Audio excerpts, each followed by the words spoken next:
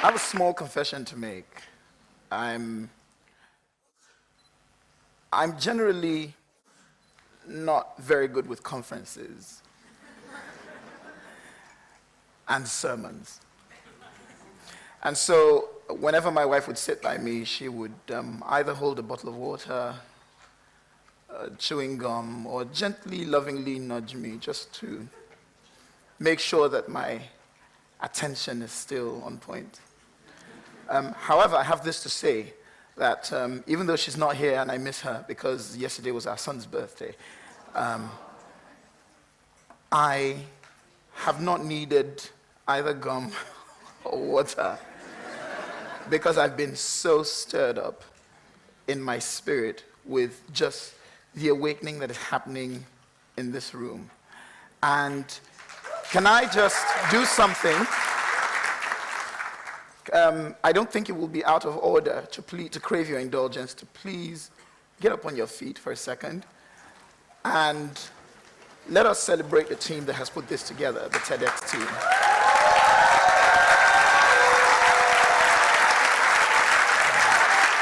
Thank you.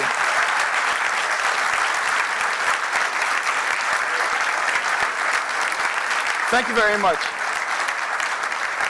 You may please be seated. Thank you. I'm a dreamer, and I don't mean that in the literal sense or in the literal context of going to sleep and dreaming, even though that's very nice, because that's when I get to drive and play golf. But some of the things I like to do. But picture your average guy who either sits by the front porch or lies down and faces the ceiling and just dreams away. Fortunately for me, a lot of the things I've dreamt about in my life have come true for me. I believe very strongly that one of the instruments or the elements that fuels my very strong sense of imagination and my ability to dream is the gift of blindness. And so I'm going to share with you a couple of things that I have learned and a couple of life's lessons that I think will be invaluable to you as well, that I've learned from blindness.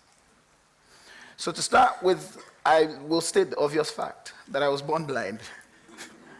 No one else in my family of 6 children is blind. There is no known cause, no links, no explanation, just the reality that I cannot see with my eyes. I was born and raised in the military barracks. I don't mean the great side of the military barracks, but the other side of the military barracks. I lived in a block of 18, a small block, by the way, of 18 two-bedroom flats.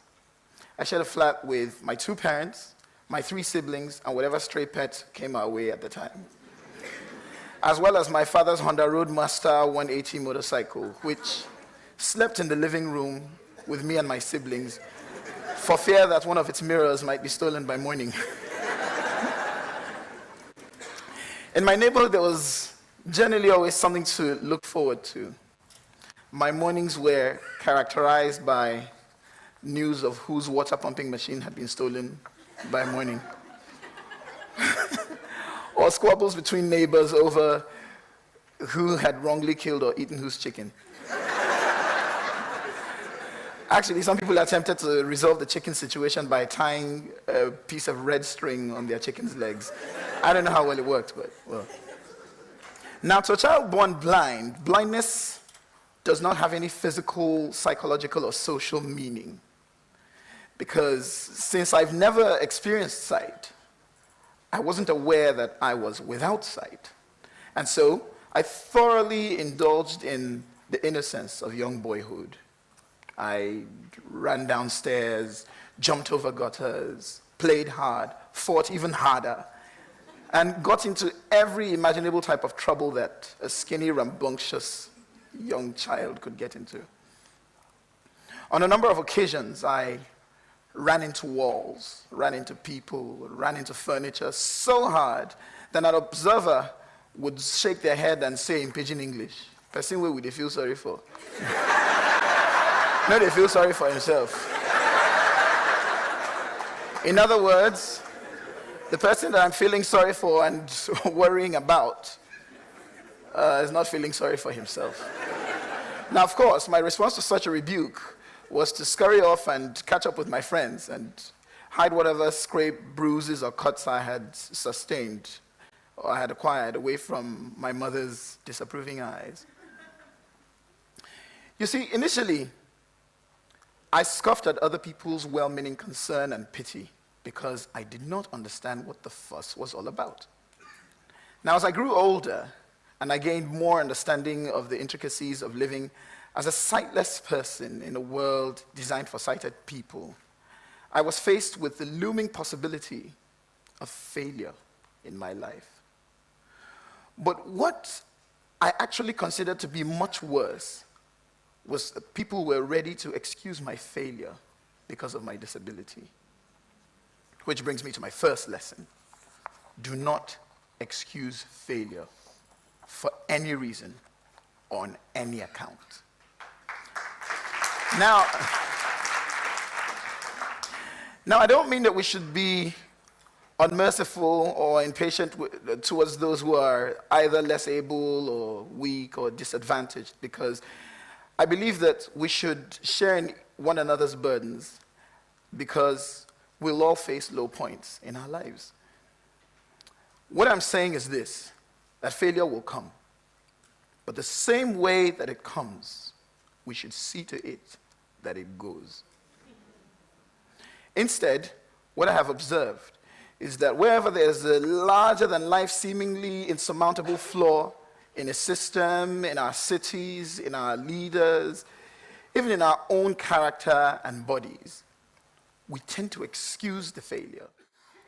We overlook it, we pardon it, we indulge it, and become even comfortable with it. Sometimes, we even find different terms for the failure. In my country, we sometimes call it the Nigerian factor. So if something isn't working the way it should, we shake our heads and we automatically do what? We blame it on the Nigerian factor, or NF for short. And then we move on with our lives. But see, by excusing failure and blaming it on some systemic flaw, we miss the opportunity to scale through those seemingly insurmountable obstacles, to elevate ourselves and elevate others. Now, I really, really was inspired by the wonderful talk that Jason Njoku gave and just how he talked about how he dealt with failure.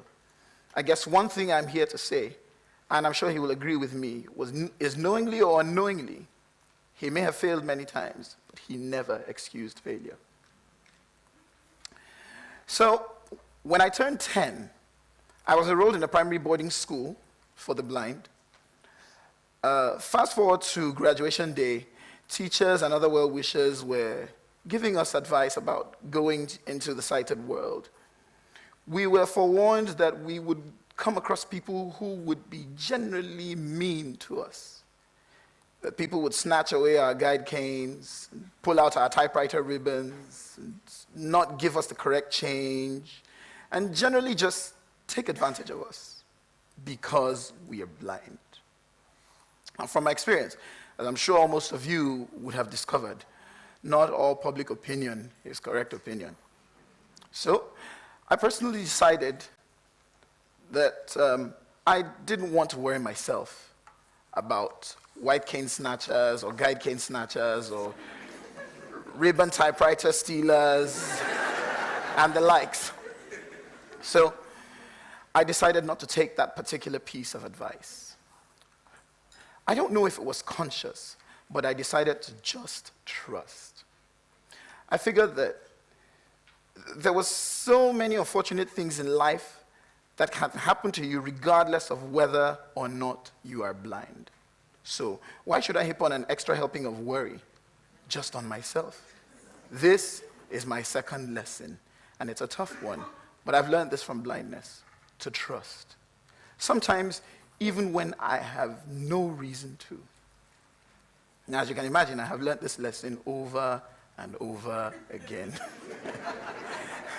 Now, as a child, I was quite the kid to have fun with and play a few good pranks on. I'm a good sport, by the way, if I should say that about myself. My older brother had taught me how to jump over open street gutters. So anytime I was walking with friends and they informed me that there was an approaching gutter, I would jump, no questions asked. Well, pretty soon, I discovered that my friends were telling me to jump even when there were no gutters to jump over.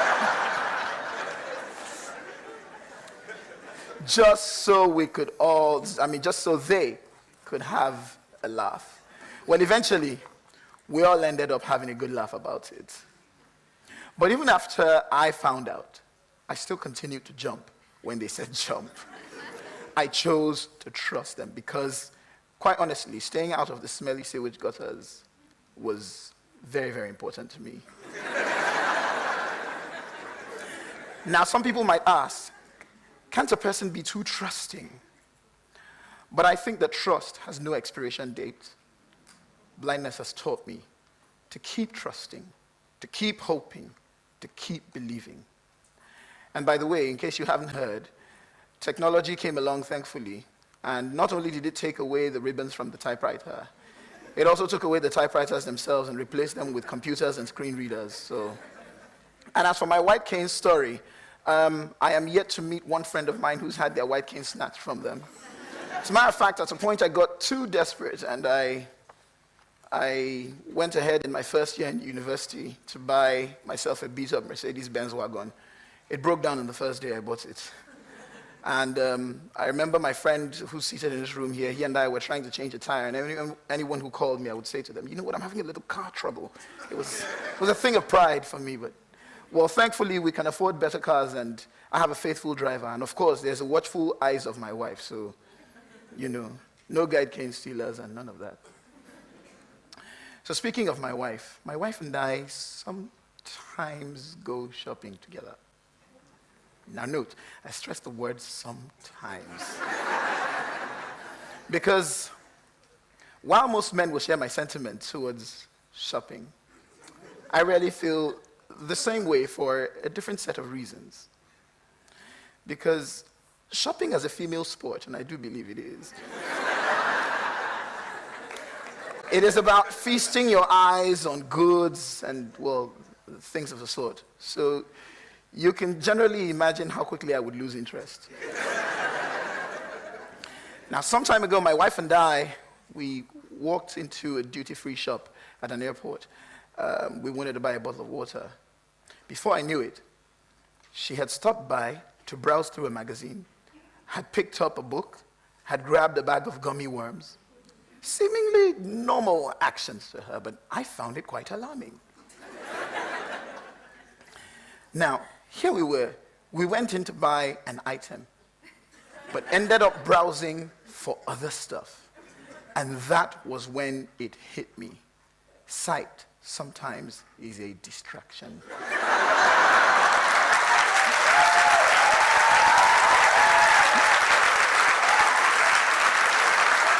Now,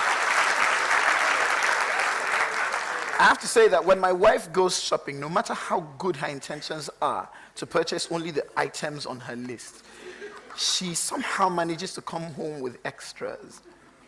Good deals, she likes to call them.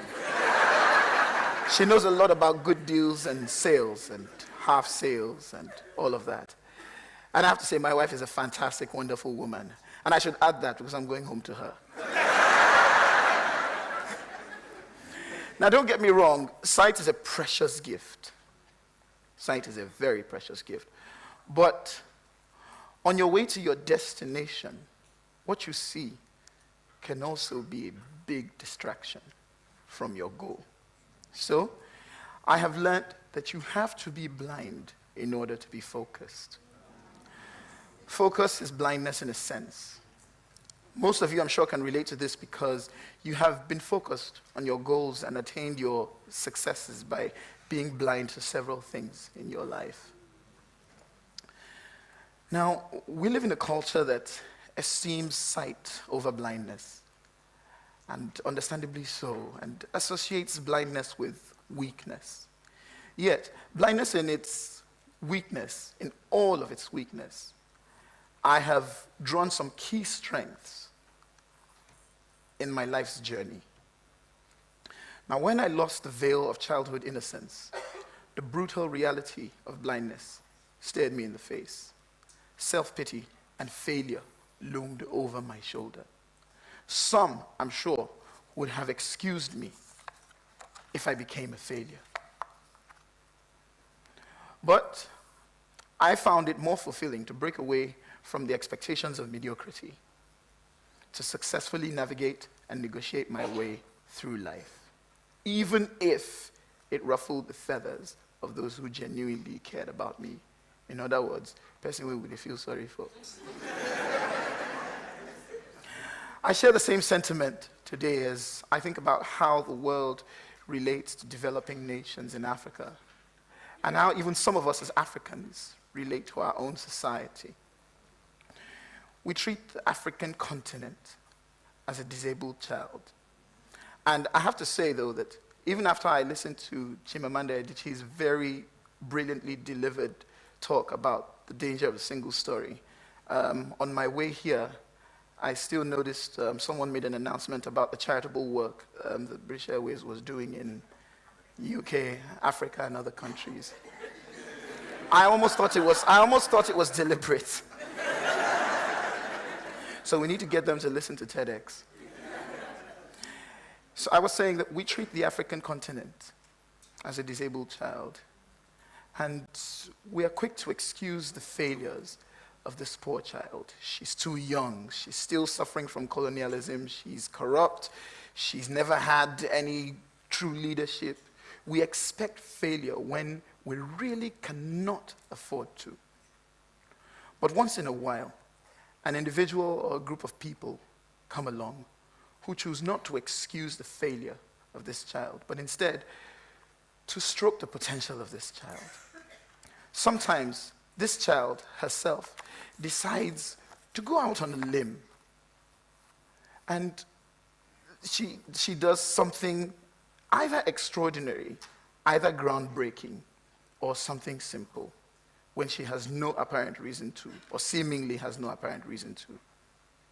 She chooses to turn a blind eye to the seeming insurmountable realities all around her. And she might, like I said, choose to do something grand and era-changing. Or she might do something quiet and simple, like refusing to allow her seeming disability rob her of the joy of living. Friends, I want to conclude by reiterating these 3 pieces of advice I've learned, or lessons I've learned from blindness.